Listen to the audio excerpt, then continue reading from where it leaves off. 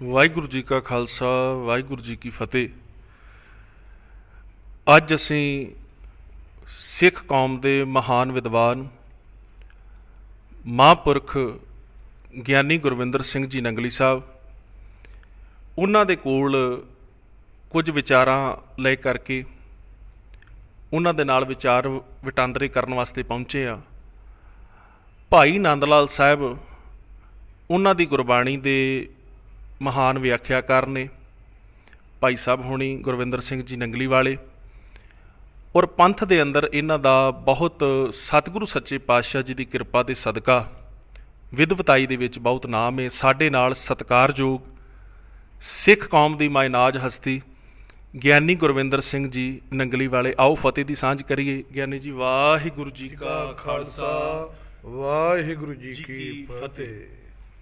ਸਭ ਤੋਂ ਪਹਿਲਾਂ ਆਪ ਜੀ ਦਾ ਸੋਸ਼ਲ ਮੀਡੀਆ ਦੇ ਉੱਤੇ ਸਿੱਖ ਸੰਗਤ ਜੋ ਇਸ ਮਾਧਿਅਮ ਦੇ ਰਾਹੀਂ ਨੈਟਵਰਕ ਦੇ ਰਾਹੀਂ ਇਹ ਬਚਨ ਸੁਣ ਰਹੀ ਆ, ਆਪ ਜੀ ਦਾ ਸਭ ਤੋਂ ਪਹਿਲਾਂ ਸਵਾਗਤ ਆ। ਔਰ ਅੱਜ ਬਹੁਤ ਵਿਸ਼ੇਸ਼ ਮੁੱਦੇ ਦੇ ਉੱਤੇ ਅਸੀਂ ਤੁਹਾਡੇ ਕੋਲ ਪਹੁੰਚੇ ਹਾਂ, ਕੁਝ ਆਸ ਲੈ ਕਰਕੇ। ਸੱਚਖੰਡ ਸ੍ਰੀ ਹਰਿਮੰਦਰ ਸਾਹਿਬ ਦੀ ਮੰਜੀ ਸਾਹਿਬ ਦੀ ਸਟੇਜ ਦੇ ਉੱਤੋਂ ਕੁਝ ਦਿਨ ਪਹਿਲਾਂ ਸਤਿਕਾਰਯੋਗ ਬਾਬਾ ਬੁੱਢਾ ਜੀ ਦੀ ਗੱਦੀ ਦੇ ਉੱਤੇ ਇਸ ਟਾਈਮ ਤੇ ਬਿਰਾਜਮਾਨ ਨੇ ਸਿੰਘ ਸਾਹਿਬ ਗਿਆਨੀ ਜਗਤਾਰ ਸਿੰਘ ਜੀ, ਬੜੇ ਸਤਿਕਾਰਯੋਗ ਅਹੁਦੇ ਦੇ ਉੱਤੇ ਬੈਠੇ ਨੇ। ਉਹਨਾਂ ਵੱਲੋਂ ਜਿਹੜੀ ਬਾਣੀ ਆਪਾਂ ਤੀਸਰੇ ਪਾਤਸ਼ਾਹ ਦੀ ਆਖਦੇ ਹਾਂ, ਧੰਨ ਗੁਰੂ ਅਮਰਦਾਸ ਪਾਤਸ਼ਾਹ ਜੀ ਦੀ, ਉਸ ਬਾਣੀ ਨੂੰ ਉਹਨਾਂ ਨੇ ਇਹ ਗੱਲ ਆਖੀ, ਜਿੱਥੇ 40 ਪੌੜੀਆਂ ਨੇ ਆਨੰਦ ਸਾਹਿਬ ਜੀ ਦੀ ਗੁਰਬਾਣੀ ਦੀਆਂ, ਉਹਨਾਂ ਨੇ ਆਖਿਆ 38 ਪੌੜੀਆਂ ਗੁਰੂ ਅਮਰਦਾਸ ਪਾਤਸ਼ਾਹ ਜੀ ਦੀਆਂ। 39ਵੀਂ ਪੌੜੀ ਦੇ ਉੱਤੇ ਉਹਨਾਂ ਨੇ ਚੌਥੇ ਪਾਤਸ਼ਾਹ ਜੀ ਦਾ ਜ਼ਿਕਰ ਕੀਤਾ, ਔਰ 40ਵੀਂ ਪੌੜੀ ਦੇ ਉੱਤੇ ਉਹਨਾਂ ਨੇ ਗੁਰੂ ਅਰਜਨ ਸਾਹਿਬ ਪਾਤਸ਼ਾਹ ਜੀ ਦਾ ਜ਼ਿਕਰ ਕੀਤਾ। ਆਪ ਜੀ ਭਲੀ ਭਾਗ ਜਾਣਦੇ ਹੋ। ਟੀਵੀ ਦੇ ਉੱਤੇ ਇਸ ਟਾਈਮ ਦੇ ਉੱਤੇ ਸਿੱਖ ਭਾਈਚਾਰਾ ਦੁਨੀਆ ਦੇ ਅੰਦਰ ਇਹ ਮੈਸੇਜ ਜਾਣਾ, ਔਰ ਆਪ ਜੀ ਦੇ ਉੱਤੇ ਗੁਰੂ ਸਾਹਿਬ ਦੀ ਬਹੁਤ ਅਪਾਰ ਕਿਰਪਾ ਹੈ। ਹਰੇਕ ਸਤਿਕਾਰਯੋਗ ਜਥੇਬੰਦੀ ਆਪ ਜੀ ਦੀ ਵਿਦਵਤਾਈ ਦੀ ਕਦਰ ਕਰਦੀ ਹੈ, ਔਰ ਅਸੀਂ ਤੁਹਾਡੇ ਅੱਗੇ ਇਹ ਨਿੱਜੀ ਤੌਰ 'ਤੇ ਵੀ ਔਰ ਸੰਗਤਾਂ ਵੱਲੋਂ ਵੀ ਇਹ ਸਪਸ਼ਟੀਕਰਨ ਦੀ ਆਪ ਜੀ ਦੇ ਅੱਗੇ ਅਰਜ਼ੋਈ ਕਰਦੇ ਹਾਂ। ਤੁਹਾਡੀ ਵਿਦਵਤਾਈ, ਗ੍ਰੰਥ ਤੁਸੀਂ ਬਹੁਤ ਪੜ੍ਹੇ ਨੇ, ਤੁਹਾਡੀ ਵਿਦਵਤਾਈ ਦੇ ਨਾਲ ਇਹ ਵਿਚਾਰ ਕਿਸ ਤਰ੍ਹਾਂ ਹੈ, ਤੁਸੀਂ ਆਪਣੇ ਜਿਹੜੇ ਵਿਚਾਰ ਆ ਉਹ ਪੇਸ਼ ਕਰੋ। ਤੀਸਰੇ ਪਾਤਸ਼ਾਹ ਧੰਨ ਸਤਿਗੁਰੂ ਗੁਰੂ ਅਮਰਦਾਸ ਸਾਹਿਬ ਜੀ, ਆਪ ਜੀ ਨੇ ਗੁਰੂ ਗ੍ਰੰਥ ਸਾਹਿਬ ਜੀ ਦੇ ਵਿੱਚ ਦਰਜ ਬਹੁਤ ਸਾਰੀ ਗੁਰਬਾਣੀ ਉਚਾਰਨ ਕੀਤੀ। ਸਤਿਗੁਰੂ ਸਾਹਿਬ ਜੀ ਦੀਆਂ ਮਹਾਨ ਰਚਨਾਵਾਂ ਦੇ ਵਿੱਚੋਂ ਸ਼੍ਰੀ ਆਨੰਦ ਸਾਹਿਬ ਜੀ ਦਾ ਆਪਣਾ ਇੱਕ ਉੱਘਾ ਅਸਥਾਨ ਹੈ। ਸਿੱਖ ਜਗਤ ਦੇ ਵਿੱਚ ਭਾਵੇਂ ਅੰਮ੍ਰਿਤ ਸੰਚਾਰ ਦੀ ਗੱਲ ਹੋਵੇ, ਭਾਵੇਂ ਸਿੱਖ ਜਗਤ ਦੇ ਵਿੱਚ ਨਿਤਨੇਮ ਦੀ ਗੱਲ ਹੋਵੇ, ਤੇ ਭਾਵੇਂ ਕੋਈ ਸੋਗਮਈ ਜਾਂ ਖੁਸ਼ੀ ਦਾ ਸਮਾਗਮ ਹੋਵੇ, ਆਨੰਦ ਸਾਹਿਬ ਜੀ ਦੀ ਪਾਵਨ ਬਾਣੀ ਤੋਂ ਬਿਨਾਂ ਇਹ ਸਾਰੇ ਹੀ ਸਮਾਗਮ ਅਧੂਰੇ ਜਾਪਦੇ ਹਨ। ਸਤਿਗੁਰੂ ਗੁਰੂ ਅਮਰਦਾਸ ਸਾਹਿਬ ਜੀ ਸੱਚੇ ਪਾਤਸ਼ਾਹ ਜੀ, ਆਪ ਜੀ ਨੇ ਇਹ ਪਾਵਨ ਗੁਰਬਾਣੀ ਉਚਾਰਨ ਕੀਤੀ, ਇਹਦੇ ਵਿੱਚ ਕੋਈ ਸ਼ੱਕ ਨਹੀਂ। ਸਾਡੇ ਸੰਪਰਦਾਈ ਵਿਦਵਾਨ ਮਹਾਂਪੁਰਖ, ਉਹਨਾਂ ਦਾ ਸੀਨੇ ਬਸੀਨੇ ਖਿਆਲ ਹੈ, ਔਰ ਗੁਰੂ ਕਲਗੀਧਰ ਪਾਤਸ਼ਾਹ ਗੁਰੂ ਗੋਬਿੰਦ ਸਿੰਘ ਸਾਹਿਬ ਜੀ ਨੇ ਸ਼੍ਰੀ ਦਮਦਮੇ ਸਾਹਿਬ ਤੋਂ ਜੋ ਗੁਰਬਾਣੀ ਦੇ ਅਰਥਾਂ ਦੀ ਪਰੰਪਰਾ ਚਲਾਈ, ਸਿੱਖ ਜਗਤ ਦੇ ਵਿੱਚ ਟਕਸਾਲਾਂ ਅਰਥਾਂ ਦੀਆਂ ਸੰਪਰਦਾਵਾਂ ਪ੍ਰਸਿੱਧ ਨੇ, ਔਰ ਉਹਨਾਂ ਸੰਪਰਦਾਵਾਂ ਦੇ ਮਹਾਨ ਵਿਆਖਿਆਕਾਰ ਭਾਈ ਸਾਹਿਬ ਭਾਈ ਮਣੀ ਸਿੰਘ ਸਾਹਿਬ ਜੀ ਹੋਏ ਨੇ। ਉਹਨਾਂ ਨੇ ਗੁਰੂ ਕਲਗੀਧਰ ਪਾਤਸ਼ਾਹ ਜੀ ਤੋਂ ਜੋ ਸੁਣਿਆ ਉਹ ਉਹਨਾਂ ਨੇ ਕਲਮਬੰਦ ਕੀਤਾ ਕਿਸੇ ਨਾ ਕਿਸੇ ਰੂਪ ਦੇ ਵਿੱਚ। ਭਾਈ ਸਾਹਿਬ ਭਾਈ ਮਣੀ ਸਿੰਘ ਸਾਹਿਬ ਜੀ, ਉਹਨਾਂ ਨੇ ਗੁਰੂ ਕਲਗੀਧਰ ਪਾਤਸ਼ਾਹ ਜੀ ਦੇ ਪਾਸੋਂ ਗੁਰੂ ਗ੍ਰੰਥ ਸਾਹਿਬ ਜੀ ਦੇ ਵਿੱਚ ਆਏ ਸ਼ਬਦਾਂ ਦੀਆਂ ਜੋ ਉਥਾਨਕਾਂ ਸੁਣੀਆਂ, ਉਹਨਾਂ ਉਥਾਨਕਾਂ ਦੀ ਇੱਕ ਪੋਥੀ ਸਾਹਿਬ ਤਿਆਰ ਕੀਤੀ, ਜਿਹਨੂੰ ਉਥਾਨਕਾ ਪੋਥੀ ਕਹਿੰਦੇ ਨੇ। ਬਿਲਕੁਲ ਹੱਥ ਲਿਖਤ ਉਹ ਉਥਾਨਕਾ ਪੋਥੀ ਸਾਨੂੰ ਵਿਰਲੇ ਥਾਵਾਂ 'ਤੇ ਦੇਖਣ ਨੂੰ, ਪੜ੍ਹਨ ਨੂੰ ਨਸੀਬ ਹੁੰਦੀ ਹੈ, ਪ੍ਰਾਪਤ ਹੁੰਦੀ ਹੈ।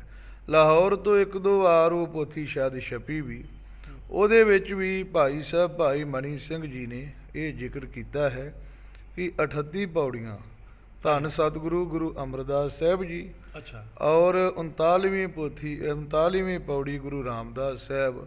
ਔਰ 40ਵੀਂ ਪੰਜਵੇਂ ਪਾਤਸ਼ਾਹ ਧੰਨ ਗੁਰੂ ਅਰਜਨ ਦੇਵ ਪਾਤਸ਼ਾਹ ਜੀ ਦੀ ਉਚਾਰਨ ਕੀਤੀ ਹੋਈ ਹੈ। ਆਪ ਜੀ ਦੇ ਕੋਲ ਕੋਈ ਐਸਾ ਪੁਰਾਤਨ ਗ੍ਰੰਥ ਕੋਈ ਐਸਾ ਇਸ ਟਾਈਮ ਤੇ ਮੌਜੂਦ ਹੈ ਵੀ ਤੁਸੀਂ ਦਿਖਾ ਸਕਦੇ ਹੋ? ਸਾਡੇ ਕੋਲ ਭਾਈ ਸਾਹਿਬ ਭਾਈ ਮਨੀ ਸਿੰਘ ਸਾਹਿਬ ਜੀ ਦੀ ਜੋ ਲਿਖੀ ਉਥਾਨਕਾ ਪੋਥੀ ਉਹ ਤੋਸ਼ੇਖਾਨੇ ਵਿੱਚ ਮੌਜੂਦ ਹੈ। ਕੁਝ ਦਿਨਾਂ ਵਿੱਚ ਹੀ ਅਸੀਂ ਉਸ ਪੋਥੀ ਨੂੰ ਲੱਭ ਕੇ ਖਜ਼ਾਨੇ ਵਿੱਚੋਂ ਗੁਰਸੰਗਤਾਂ ਦੇ ਹਾਜ਼ਰ ਕਰਾਂਗੇ। ਔਰ ਸਭ ਤੋਂ ਵੱਡਾ ਜਿਹੜਾ ਪ੍ਰਮਾਣ ਹੈ ਗੁਰਦੁਆਰਾ ਸ਼੍ਰੋਮਣੀ ਪ੍ਰਬੰਧਕ ਕਮੇਟੀ ਵੱਲੋਂ ਇੱਧਰ ਮਾਰੋ ਜੀ ਕੈਮਰਾ, ਇਹ ਸ਼ਬਦਾਰਥ ਪੋਥੀ ਛਪਵਾਈ ਜਾਂਦੀ ਹੈ। ਠੀਕ ਹੈ ਜੀ। ਔਰ ਸਿੱਖ ਜਗਤ ਦੇ ਵਿੱਚ ਅਨੇਕਾਂ ਹੀ ਜਗਿਆਸੂ ਖੁਜਾਰਥੀ ਇਹ ਪੋਥੀ ਤੋਂ ਗੁਰੂ ਗ੍ਰੰਥ ਸਾਹਿਬ ਜੀ ਦਾ ਪਾਠ ਕਰਦੇ ਨੇ। ਠੀਕ ਹੈ। ਇੱਕ ਪਾਸੇ ਮੂਲ ਪਾਠ ਹੈ ਔਰ ਦੂਸਰੇ ਪਾਠੇ ਔਖੇ ਔਖੇ ਮਹਿੰਗੇ ਮਹਿੰਗੇ ਅਰਥ ਦਿੱਤੇ ਹੋਏ ਨੇ। ਜਿੱਥੇ ਆਨੰਦ ਸਾਹਿਬ ਜੀ ਦਾ ਪਾਵਨ ਜਾਪ ਆਉਂਦਾ ਹੈ 922 ਅੰਗ ਹੈ ਤੇ ਉੱਥੇ ਆ ਟੂਕ ਦਿੱਤੀ ਹੋਈ ਹੈ। ਪੁਰਾਣੀ ਰਵਾਇਤ ਹੈ ਕਿ 39ਵੀਂ ਪੌੜੀ ਚੌਥੇ ਪਾਤਸ਼ਾਹ ਦੀ ਰਚੀ ਹੋਈ ਹੈ ਅਤੇ 40ਵੀਂ ਪੌੜੀ ਪੰਜਵੇਂ ਪਾਤਸ਼ਾਹ ਦੀ ਹੈ। ਇਹਨਾਂ ਵਿੱਚ ਆਨੰਦ ਸਾਹਿਬ ਦੀ ਬਾਣੀ ਬਾਬਤ ਕਿਹਾ ਹੈ ਕਿ ਇਹ ਸੱਚਾ ਗੀਤ ਹਰੀ ਸੱਚੇ ਦੇ ਘਰ ਭਾਵ ਹਿਰਦੇ ਵਿੱਚ ਗਾਵੋ, ਜਿੱਥੇ ਸੱਚੇ ਹਰੀ ਦਾ ਖਿਆਲ ਉਮੜਦੇ ਹਨ। ਮਨੁੱਖੀ ਹਿਰਦਾ ਤਦੇ ਹੀ ਹਰੀ ਦੇ ਗੁਣ ਗਾ ਸਕਦਾ ਹੈ। ਇਹ ਸਾਡੇ ਕੋਲ ਪ੍ਰਮਾਣ ਹੈ। ਗੁਰਦੁਆਰਾ ਸ਼੍ਰੋਮਣੀ ਪ੍ਰਬੰਧਕ ਕਮੇਟੀ ਉਹਨਾਂ ਵੱਲੋਂ ਇਹ ਸ਼ਬਦਾਰਥ ਪੋਥੀ ਸ਼ਬਦੀ ਹੈ ਜੀ। ਔਰ ਦੂਸਰੀ ਪੋਥੀ ਇਹ ਫਰੀਦਕੋਟ ਵਾਲਾ ਟੀਕਾ ਹੈ। ਠੀਕ ਹੈ ਜੀ। ਧੰਨ ਸਤਿਗੁਰੂ ਗੁਰੂ ਗ੍ਰੰਥ ਸਾਹਿਬ ਜੀ ਦੇ ਹੁਣ ਤੱਕ ਅਨੇਕਾਂ ਟੀਕੇ ਨੇ। ਬਿਲਕੁਲ। ਭਾਵੇਂ ਪ੍ਰਿੰਸੀਪਲ ਸਾਹਿਬ ਸਿੰਘ ਜੀ, ਭਾਵੇਂ ਹਰਬੰਸ ਸਿੰਘ ਜੀ, ਔਰ ਭਾਵੇਂ ਅਮੀਰ ਭੰਡਾਰ ਹੈ, ਭਾਵੇਂ ਭਿੰਡਰਾਂ ਵਾਲੇ ਮਹਾਂਪੁਰਖ ਸੰਤ ਗਿਆਨੀ ਗੁਰਬਚਨ ਸਿੰਘ ਜੀ ਖਾਲਸਾ ਜੀ, ਉਹਨਾਂ ਨੇ ਜੋ ਕਲਗੀਧਰ ਤੋਂ ਸੀਨੇ ਬਸੀਨੇ ਚਲੇ ਆਉਂਦੇ ਅਰਥ ਨੇ ਉਹਨਾਂ ਨੂੰ ਸਿੱਖ ਜਗਤ ਵਿੱਚ ਕਸ਼ਟਾਂ ਰਾਹੀਂ ਜਗਮਗਾਇਆ ਹੈ।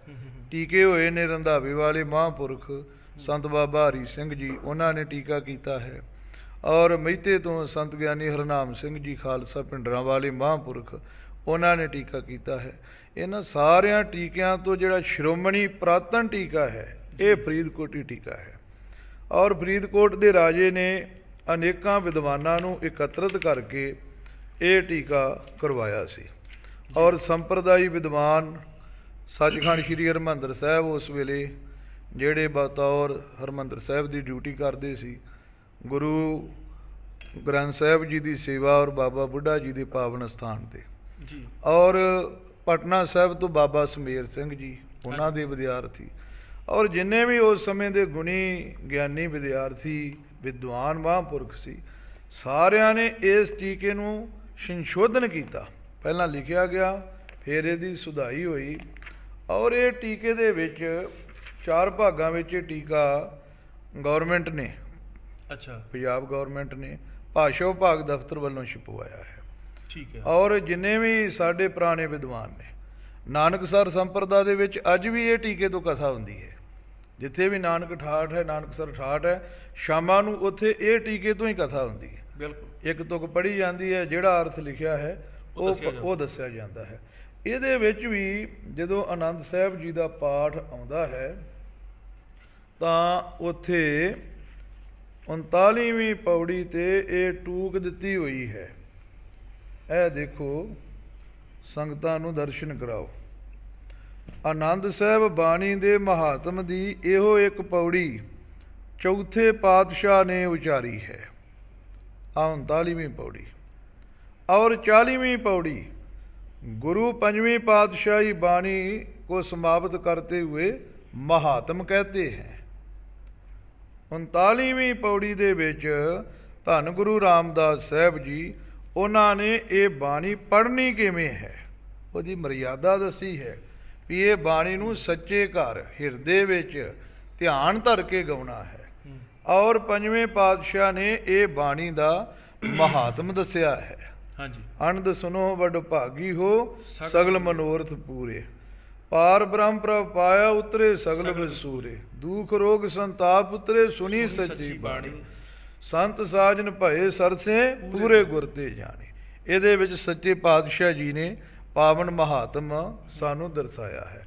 ਔਰ ਸਾਡੇ ਜਿਹੜੇ ਇਤਿਹਾਸਕ ਗ੍ਰੰਥ ਨੇ, ਭਾਵੇਂ ਗੁਰਪ੍ਰਤਾਪ ਸੂਰਜ ਗ੍ਰੰਥ ਹੈ, ਭਾਵੇਂ ਮਹਿਮਾ ਪ੍ਰਕਾਸ਼ ਗ੍ਰੰਥ ਹੈ, ਔਰ ਭਾਵੇਂ ਸਾਡੇ ਕੋਲ ਗੁਰਬਲਾਸ ਨੇ, ਜਾਂ ਜਿੰਨੇ ਵੀ ਸਾਡੇ ਪੁਰਾਤਨ ਗ੍ਰੰਥ ਨੇ, ਉਹਨਾਂ ਗ੍ਰੰਥਾਂ ਦੇ ਵਿੱਚ ਵੀ ਇਹ ਗੱਲ ਲਿਖੀ ਹੋਈ ਹੈ ਕਿ ਇਹ ਜੋ 2 ਪੌੜੀਆਂ ਨੇ ਇਹ ਚੌਥੇ ਪਾਤਸ਼ਾਹ ਤੇ 5ਵੇਂ ਪਾਤਸ਼ਾਹ ਦੀਆਂ ਹਨ।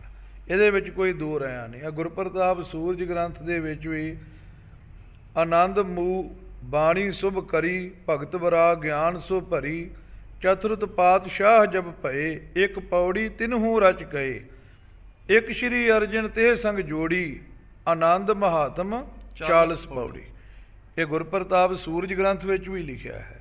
ਸਾਡੇ ਕੋਲ 9-10 ਗ੍ਰੰਥਾਂ ਦੀ ਲੜੀ ਹੈ, ਜਿਨ੍ਹਾਂ ਦੇ ਵਿੱਚ ਇਹ ਗੱਲ ਦਰਸਾਈ ਹੋਈ ਹੈ ਕਿ ਇਹ 39ਵੀਂ ਪੌੜੀ ਗੁਰੂ ਰਾਮਦਾਸ ਸਾਹਿਬ ਔਰ 40ਵੀਂ ਪੌੜੀ 5ਵੇਂ ਪਾਤਸ਼ਾਹ ਦੀ। ਪਰ ਮੈਂ ਇੱਕ ਬੇਨਤੀ ਆਪ ਜੀ ਨੂੰ ਕਰਨਾ ਚਾਹੁੰਦਾ ਵਾਂ, ਮਹਾਂਪੁਰਖੋ, ਜਦੋਂ 40 ਪੌੜੀਆਂ ਦਾ ਪਾਠ ਧੰਨ ਗੁਰੂ ਗ੍ਰੰਥ ਸਾਹਿਬ ਮਹਾਰਾਜ ਦੇ ਵਿੱਚ 3 ਪਾਤਸ਼ਾਹ ਦਾ ਆਨੰਦ ਸਾਹਿਬ ਦੀ ਬਾਣੀ ਅੰਦਰ ਆਉਂਦਾ ਹੈ, ਜਦੋਂ 40 ਪੌੜੀਆਂ ਦੀ ਸੰਪੂਰਨਤਾ ਹੀ ਹੁੰਦੀ ਆ, ਉਦੋਂ ਇੱਕ ਲਿਖਿਆ ਹੁੰਦਾ। ਸਿੱਧੀ ਗੱਲ ਆਪਾਂ ਕਰ ਲਈਏ, ਨੌਜਵਾਨ ਪੀੜ੍ਹੀ ਨੂੰ ਹੋਣ ਵਾਲੇ ਸਮੇਂ ਦੇ ਵਿੱਚ ਪਤਾ ਲੱਗ ਜੇ ਕਲੀਅਰ ਕੱਟ। ਉਹਦਾ ਮਤਲਬ ਇਹ ਆ, ਹੋ ਸਕਦਾ ਮੇਰੇ ਤੋਂ ਵੀ ਵਿਦਵਤਾਈ ਕਿਸੇ ਨੂੰ ਜ਼ਿਆਦਾ ਆਉਂਦੀ, ਪਰ ਉਹ ਇੱਕ ਗੁਰੂ ਦੀ ਬਾਣੀ ਹੈ, 3ਰੇ ਪਾਤਸ਼ਾਹ ਦੀ। ਜਦੋਂ ਆਰੰਭਤਾ ਹੁੰਦੀ ਆ ਉਦੋਂ ਵੀ ਰਾਮਕਲੀ ਮਹੱਲਾ 3 ਹੀ ਕਿਹਾ ਜਾਂਦਾ। ਚਲੋ ਸਟਾਰਟਿੰਗ ਹੋ ਜਾਂਦੀ, 38 ਪੌੜੀਆਂ ਲੰਘ ਜਾਂਦੀਆਂ, 39 ਤੇ 40ਵੀਂ ਪੌੜੀ ਤੇ ਇੱਕ ਆਉਣਾ, ਉਹਦੇ ਬਾਰੇ ਆਪ ਜੀ ਦਾ ਕੀ ਵਿਚਾਰ ਆ? ਗੁਰੂ ਗ੍ਰੰਥ ਸਾਹਿਬ ਜੀ ਦੀ ਇਹ ਮਰਿਆਦਾ ਹੈ, ਜਦੋਂ ਵੀ ਕੋਈ ਗੁਰਬਾਣੀ ਸੰਪੂਰਨ ਹੁੰਦੀ ਜੀ, ਉਹਦੇ ਪਿੱਛੇ ਏਕਾ ਆਉਂਦਾ। ਉਹ ਏਕਾ ਕਰਤਾ ਬੋਧਕ ਨਹੀਂ, ਉਹ ਰਚਨਾ ਬੋਧਕ ਹੈ। ਇੱਕ ਰਚਨਾ ਸੰਪੂਰਨ ਹੋਈ ਹੈ। ਉਹ ਗੱਲ ਇਹ ਨਹੀਂ ਦਰਸਾਉਂਦਾ ਕਿ ਇਹ ਇੱਕ ਕਰਤੇ ਦੀ ਬਾਣੀ, ਇੱਕ ਗੁਰੂ ਦੀ ਬਾਣੀ। ਆਸਾ ਦੀ ਵਾਰ ਦੀ ਸੰਪੂਰਨਤਾ ਹੈ, ਉੱਥੇ ਵੀ ਪਿੱਛੇ ਏਕਾ ਲਿਖਿਆ ਹੈ। ਉਹਦੇ ਵਿੱਚ ਪਹਿਲੇ ਪਾਤਸ਼ਾਹ ਦੀ ਬਾਣੀ ਵੀ ਹੈ ਤੇ ਦੂਜੇ ਪਾਤਸ਼ਾਹ ਦੀ ਬਾਣੀ ਵੀ ਹੈ, ਉੱਥੇ ਵੀ ਏਕਾ ਹੈ। ਉੱਥੇ ਫਿਰ ਦੂਆ ਚਾਹੀਦਾ ਹੈ ਵੀ 2 ਗੁਰੂਆਂ ਦੀ ਬਾਣੀ ਹੈ। ਉਹ ਕਰਤਾ ਬੋਧਕ ਨਹੀਂ ਹੈ, ਉਹ ਰਚਨਾ ਬੋਧਕ ਹੈ। ਇਹਦੇ ਤੋਂ ਕਈਆਂ ਨੇ ਭੁਲੇਖਾ ਖਾਧਾ ਤੇ ਕਈਆਂ ਨੇ ਐਸਾ ਵਿਚਾਰ ਦਿੱਤਾ ਵੀ ਪਿੱਛੇ ਏਕਾ ਲਿਖਿਆ ਹੈ। ਇਹ ਗੁਰੂ ਦੀ ਮਰਜ਼ੀ ਹੈ ਕਿ ਗੁਰੂ ਨੇ ਕੀ ਕਰਨਾ ਹੈ, ਗੁਰੂ ਸਮਰੱਥ ਹੈ। ਹੁਣ ਜਪਜੀ ਸਾਹਿਬ ਹੈ, 40 ਬਣ ਜਾਂਦੀਆਂ ਨੇ ਜਪਜੀ ਸਾਹਿਬ ਦੀਆਂ ਪੌੜੀਆਂ। ਇੱਕ ਸ਼ਲੋਕ ਹੈ, ਇੱਕ ਮੂਲ ਮੰਤਰ ਹੈ ਤੇ 38 ਪੌੜੀਆਂ ਨੇ। 38 ਪੌੜੀਆਂ। ਇਸੇ ਤਰੀਕੇ ਦੇ ਨਾਲ ਆਨੰਦ ਸਾਹਿਬ ਜੀ ਦੀਆਂ ਵੀ 38 ਪੌੜੀਆਂ ਨੇ, ਇੱਕ ਚੌਥੇ, ਇੱਕ 5ਵੇਂ, 40 ਬਣ ਜਾਂਦੀਆਂ। ਸਿੱਖ ਜਗਤ ਦੇ ਵਿੱਚ 40 ਪੌੜੀਆਂ ਤੋਂ ਨਿਤਨੇਮ ਸ਼ੁਰੂ ਹੁੰਦਾ। ਜਪਜੀ ਸਾਹਿਬ 40 ਤੇ 40 ਤੇ ਹੀ ਜਾ ਕੇ ਭੋਗ ਪੈਂਦਾ। ਆਨੰਦ ਸਾਹਿਬ ਤੇ ਜਾ ਕਰਕੇ 5 ਬਾਣੀਆਂ ਦਾ ਨਿਤਨੇਮ ਸੰਪੂਰਨ ਹੁੰਦਾ ਹੈ, ਪੂਰਨ ਹੁੰਦਾ ਹੈ। ਇਸ ਵਾਸਤੇ ਗੁਰੂ ਸਾਹਿਬ ਜੀ ਨੇ ਕੀ ਕਰਨਾ ਹੈ, ਇਹ ਗੁਰੂ ਦੀ ਮਰਿਆਦਾ ਹੈ। ਗੁਰੂ ਗ੍ਰੰਥ ਸਾਹਿਬ ਜੀ ਦੇ ਵਿੱਚ ਕਈ ਇਹੋ ਜਿਹੇ ਸ਼ਬਦ ਨੇ ਜਿਨ੍ਹਾਂ ਦੇ ਵਿੱਚ ਮਹੱਲਾ ਪਦ ਨਹੀਂ ਹੈਗਾ। ਜਪਜੀ ਸਾਹਿਬ ਉੱਪਰ ਵੀ ਮਹੱਲਾ ਪਦ ਨਹੀਂ ਹੈ, ਔਰ ਇਸੇ ਤਰੀਕੇ ਦੇ ਨਾਲ ਰਾਗਮਾਲਾ ਦੇ ਉੱਪਰ ਵੀ ਮਹੱਲਾ ਪਦ ਨਹੀਂ। ਇਸ ਵਾਸਤੇ ਇਹੋ ਜਿਹਾ ਕੋਈ ਸਾਨੂੰ ਉਟੰਗਣ ਨਹੀਂ ਉਠਾਉਣਾ ਚਾਹੀਦਾ।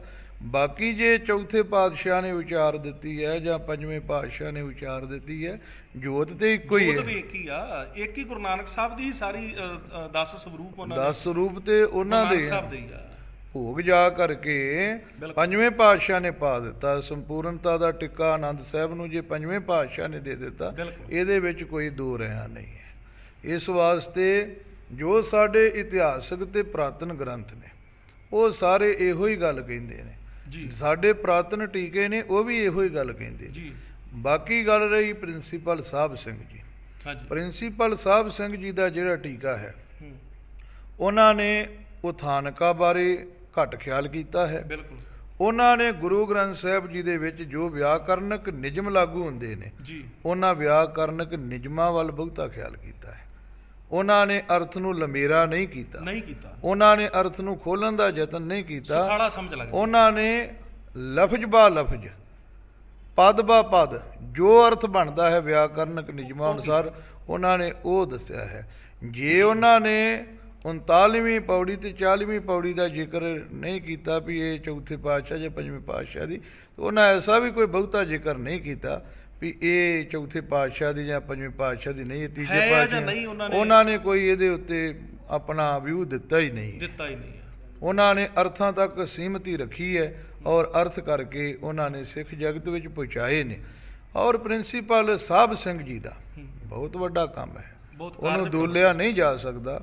ਪਰ ਇੱਕ ਬੰਦਾ ਗੁਰੂ ਗ੍ਰੰਥ ਸਾਹਿਬ ਜੀ ਦੀ ਵਿਆਖਿਆ ਕਰਨ ਦੇ ਵਿੱਚ ਸਮਰੱਥ ਨਹੀਂ ਹੋ ਸਕਦਾ। ਜੇ ਉਹਨਾਂ ਨੇ ਵਿਆਕਰਨ ਨਿਯਮਾਂ ਦੇ ਅਨੁਸਾਰ ਅਰਥ ਕੀਤੇ ਨੇ ਤਾਂ ਪ੍ਰਿੰਸੀਪਲ ਹਰਬੰਸ ਸਿੰਘ ਜੀ ਜਿਹੜੇ ਗਿਆਨੀ ਜੀ ਹੋਏ ਨੇ, ਉਹਨਾਂ ਨੇ ਕਈ ਥਾਵਾਂ ਤੇ ਉਹਨਾਂ ਦੀ ਵਿਆਕਰਨ ਦੇ ਅਨੁਸਾਰ ਉਹਨਾਂ ਦੇ ਟੀਕੇ ਵਿੱਚੋਂ ਹੀ ਕੁਝ ਤੁਕਾਂ ਦੇ ਅਰਥ ਐਸੇ ਵੀ ਦਰਸਾਏ ਵੀ ਇਹ ਉਹਨਾਂ ਦੇ ਕੋਲ ਪੂਰੇ ਟੁਕੇ ਨਹੀਂ ਹੈ, ਇਹ ਅਰਥ ਇਸ ਤਰ੍ਹਾਂ ਨਹੀਂ, ਇਸ ਤਰ੍ਹਾਂ ਚਾਹੀਦਾ ਹੈ।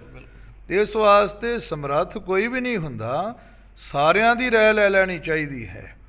ਔਰ 9 ਸਾਡੇ ਕੋਲ ਇਤਿਹਾਸਕ ਗ੍ਰੰਥ ਨੇ ਜਿਨ੍ਹਾਂ ਵਿੱਚ ਜੋ ਸਾਡੇ ਸਤਿਕਾਰਯੋਗ ਮਾਨਮੱਤੇ ਸਿੰਘ ਸਾਹਿਬ ਗਿਆਨੀ ਜਗਤਾਰ ਸਿੰਘ ਜੀ ਨੇ ਕਥਾ ਰਾਹੀਂ ਦਰਸਾਇਆ, ਉਹਨਾਂ ਵਿੱਚ ਲਿਖਿਆ ਹੈ। ਔਰ ਸਭ ਤੋਂ ਵੱਡਾ ਜੋ ਸਾਡਾ ਫਰੀਦਕੋਟ ਵਾਲਾ ਟੀਕਾ ਹੈ ਔਰ ਸ਼੍ਰੋਮਣੀ ਪ੍ਰਬੰਧਕ ਕਮੇਟੀ ਦਾ ਸ਼ਬਦਾਰਥ ਹੈ ਜਿਹਦੇ ਵਿੱਚ ਇਹ ਗੱਲ ਲਿਖੀ ਹੈ ਔਰ ਸਾਰਾ ਸਿੱਖ ਜਗਤ ਪੜ੍ਹਦਾ ਆ ਰਿਹਾ, ਇਹਦੇ ਵਿੱਚ ਕੋਈ ਬੇਲੋੜੀ ਗੱਲ ਨਹੀਂ ਹੈ। ਔਰ ਸੰਤ ਗਿਆਨੀ ਗੁਰਬਚਨ ਸਿੰਘ ਜੀ ਖਾਲਸਾ ਭਿੰਡਰਾਂ ਵਾਲੇ ਮਹਾਂਪੁਰਖ, ਉਹਨਾਂ ਨੇ ਦੇਸ਼ ਦੇ ਕੋਨੇ-ਕੋਨੇ ਵਿੱਚ ਵਿਚਰ ਕੇ ਸਿੱਖੀ ਦਾ ਪ੍ਰਚਾਰ ਕੀਤਾ। ਉਹਨਾਂ ਮਹਾਂਪੁਰਖਾਂ ਨੇ ਵੀ ਆਪਣੀ ਕਥਾ ਦੇ ਵਿੱਚ ਇਹ ਗੱਲ ਬੋਲੀ ਹੋਈ ਹੈ ਔਰ ਸਾਰਾ ਸਿੱਖ ਜਗਤ ਇਸ ਗੱਲ ਨੂੰ ਕਬੂਲਦਾ ਹੈ, ਕਿਉਂਕਿ ਫਰੀਦਕੋਟ ਵਾਲੇ ਟੀਕੇ ਤੇ ਕੋਈ ਉਟੰਗਣ ਚੁੱਕਦਾ ਹੀ ਨਹੀਂ। ਸਾਰੀਆਂ ਸੰਪਰਦਾਵਾਂ ਇਸ ਗੱਲ ਨੂੰ ਮੰਨਦੀਆਂ। ਨਿਹੰਗ ਸਿੰਘ ਸੰਪਰਦਾਵਾਂ ਵਿੱਚ ਇਹ ਟੀਕੇ ਨੂੰ ਪੜ੍ਹਿਆ ਜਾਂਦਾ, ਕਥਾ ਹੁੰਦੀ ਹੈ। ਸਾਡੇ ਮਹਾਂਪੁਰਖ ਬਾਬਾ ਸਾਧੂ ਸਿੰਘ ਜੀ ਜੋ 12 ਸਾਲ ਕਾਂਸ਼ੀ ਤੋਂ ਵਿੱਦਿਆ ਪੜ੍ਹੇ ਸਨ ਔਰ ਸ਼੍ਰੀ ਕੇਸਗੜ੍ਹ ਸਾਹਿਬ ਵਿਖੇ ਅੰਮ੍ਰਿਤ ਛਕਾਉਂਦੇ ਸਨ, ਉਹ ਇਸ ਟੀਕੇ ਤੋਂ ਕਥਾ ਕਰਦੇ ਹੁੰਦੇ ਸਨ। ਔਰ ਦਲ ਪੰਥ ਤਰਨਾ ਦਲ ਮਿਸਲ ਸ਼ਹੀਦਾਂ ਵਿੱਚ ਇਹ ਟੀਕੇ ਤੋਂ ਕਥਾ ਹੁੰਦੀ ਹੈ ਔਰ ਇਹਨੂੰ ਸੱਚ ਕਰਕੇ ਮੰਨਿਆ ਜਾਂਦਾ ਹੈ। ਔਰ ਇਸੇ ਤਰ੍ਹਾਂ ਸੰਤ ਗਿਆਨੀ ਗੁਰਬਚਨ ਸਿੰਘ ਜੀ ਨੇ ਸ਼ੁਰੂਆਤੀ ਕਥਾ ਇਹ ਟੀਕੇ ਤੋਂ ਪ੍ਰਾਰੰਭ ਕੀਤੀ। ਨਾਨਕਸਰ ਸੰਪਰਦਾਇ ਵਿੱਚ ਇਹ ਟੀਕੇ ਤੋਂ ਅੱਜ ਵੀ ਕਥਾ ਹੁੰਦੀ ਹੈ। ਔਰ ਰਾੜਾ ਸਾਹਿਬ ਵਾਲੀ ਸੰਪਰਦਾਇ ਵਿੱਚ ਇਹ ਟੀਕੇ ਨੂੰ ਮਾਨਤਾ ਦਿੱਤੀ ਜਾਂਦੀ। ਉਹਨਾਂ ਨੇ ਸਗੋਂ ਈਸ਼ਰ ਮੀਡੀਆ ਇੱਕ ਐਪ ਬਣਾ ਕੇ ਇਹ ਟੀਕੇ ਨੂੰ ਕੰਪਿਊਟਰਾਈਜ਼ ਵੀ ਕੀਤਾ ਹੈ। ਬਿਲਕੁਲ ਉਹ ਐਪ ਹੈਗੀ ਈਸ਼ਰ ਮੀਡੀਆ। ਇਸ ਵਾਸਤੇ ਜਿੰਨੀਆਂ ਵੀ ਸਿੱਖ ਸੰਪਰਦਾਵਾਂ ਨੇ ਉਹਨਾਂ ਨੂੰ ਸ਼ੱਕ ਹੀ ਨਹੀਂ। ਜਿਹੜੇ ਸ਼ੱਕ ਕਰਦੇ ਨੇ ਵੀ ਜੇ ਤੀਜੇ ਦਾ ਨਹੀਂ ਜੀ ਚੌਥੇ ਦਾ ਪੰਜਵੇਂ ਦਾ ਕਹਿਤਾ, ਮੈਂ ਤੇ ਸਮਝਦਾ ਉਹ ਗੁਰੂ ਦੀ ਜੋਤ ਉੱਪਰ ਹੀ ਸ਼ੱਕ ਕਰਦੇ ਪਏ ਨੇ। ਜੇ ਤੀਜੇ ਨੇ ਉਚਾਰਤਾ, ਚੌਥੇ ਨੇ ਉਚਾਰਤਾ, ਪੰਜਵੇਂ ਨੇ ਉਚਾਰ ਦਿੱਤਾ, ਇਹਦੇ ਵਿੱਚ ਕੀ ਹੋ ਗਿਆ? ਜੋ ਹੈ ਸੋ ਗੁਰੂ, ਹੁਣ ਗੁਰੂ ਨਾਨਕ ਸਾਹਿਬ ਜੀ ਦੀ ਆਸਾ ਦੀ ਵਾਰ, ਬਿਲਕੁਲ ਉਹ ਧੰਨ ਸਤਿਗੁਰੂ ਗੁਰੂ ਅੰਗਦ ਸਾਹਿਬ ਜੀ, ਉਹਨਾਂ ਨੇ ਉਚਾਰੀ, ਉਹਨਾਂ ਨੇ ਉਹਨੂੰ ਸੰਪੂਰਨਤਾ ਦਾ ਟਿਕਾ ਦਿੱਤਾ ਹੈ। ਰਹਿਰਾਸ ਸਾਹਿਬ ਦੀ ਸ਼ਬਦ ਆਉਂਦੇ ਨੇ, ਪਹਿਲੇ ਸ਼ਬਦ ਥੋੜ੍ਹੇ ਨੇ, ਫਿਰ ਸ਼ਬਦ ਅੱਗੇ ਆਏ ਨੇ। ਔਰ ਇਸੇ ਤਰੀਕੇ ਦੇ ਨਾਲ ਕੀਰਤਨ ਸੋਹਲੇ ਦਾ ਪਾਠ ਹੈ। ਚੌਥੇ